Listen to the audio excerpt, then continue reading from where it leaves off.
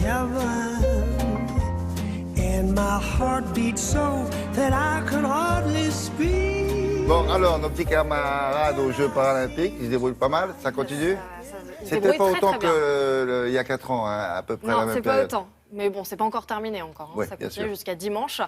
Et il y a 7 nouvelles médailles qui ont été remportées hier. 2 en or, 1 en argent et 3 en bronze. On va commencer évidemment par les médailles d'or. On commence en tennis fauteuil. Elle a été remportée par ces 2 hommes, Stéphane Houdet et Nicolas Peffer.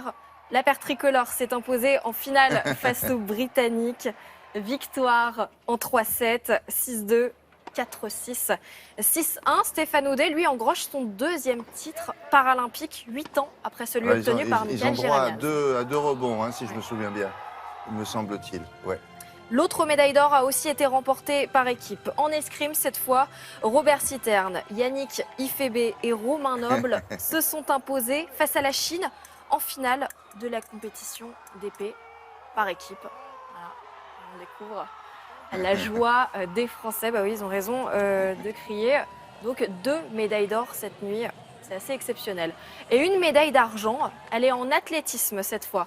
Pierre Ferban qui est arrivé 2e sur le 800 mètres. Il se fait passer devant sur la dernière ligne droite par le Thaïlandais qui est en rouge, mais il s'est imposé en patron à la 2e place et il avait déjà remporté le bronze sur 400 mètres. Toujours en athlétisme, Marie-Amélie Le Fur a empoché le bronze sur 200 mètres. Après l'or du 400 mètres et de la longueur, elle remporte sa 3e médaille d'or dans ces Jeux paralympiques. Natation, Élodie Laurandi a encore fait parler d'elle. Elle est arrivée 3e sur 400 mètres nage libre. Une très belle performance pour la Française qui avait déjà rapporté une médaille de bronze à la France sur 100 mètres nage libre. Et un peu plus tôt dans la journée, Cindy Moreau a décroché le bronze en canoë. Elle est arrivée 3e du 200 mètres. Alors Cindy Moreau, elle est originaire d'Angers. Elle est devenue la première Française à remporter une médaille dans cette discipline qui fait son entrée aux Jeux paralympiques. Et même récompense pour Joël Janot, 3e dans l'épreuve de cyclisme. Avec un plan d'eau plus calme que le mois dernier. Hein. Ça fait déjà 23 médailles pour la France, ce qui est très bien. Quoi d'autre? Du parachutisme. On aura du parachutisme, du foot et du rugby, puisqu'en ce moment, ce sont les championnats du monde de parachutisme à Chicago. Aux États-Unis, médaille d'argent, regardez, en vol relatif à 8. L'équipe était emmenée par le capitaine Emmanuel Sarrazin. Alors, ils sont 8 parachutistes. Ils doivent réaliser une série de figures imposées. Elles sont tirées au sort juste avant la compétition. Et le temps limite pour réaliser ces figures est de 50 secondes. Ça va très vite, hein. Et c'est à partir de la sortie d'avion. Et là, on voit ici du parachutisme freestyle. Et là, en revanche, c'est en individuel. Et on attend d'autres médailles.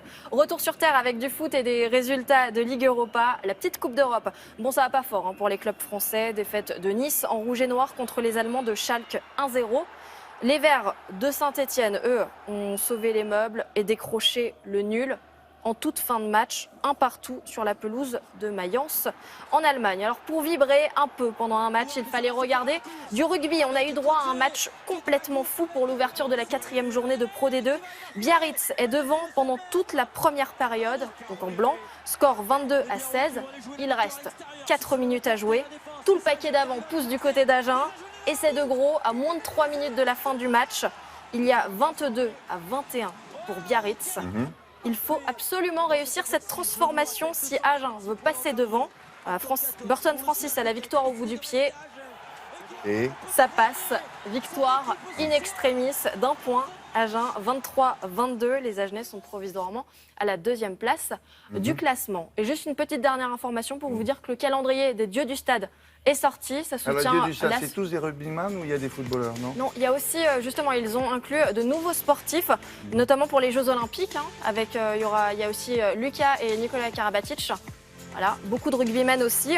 Et en couverture, on retrouve notamment le capitaine de l'équipe de France à 7, qui est aussi le meilleur marqueur du tournoi olympique. Voilà. Et sachez que la plupart des bénéfices sont reversés à l'association Cancer du sein. Parlons-en. Ils ont tourné dans la neige, là?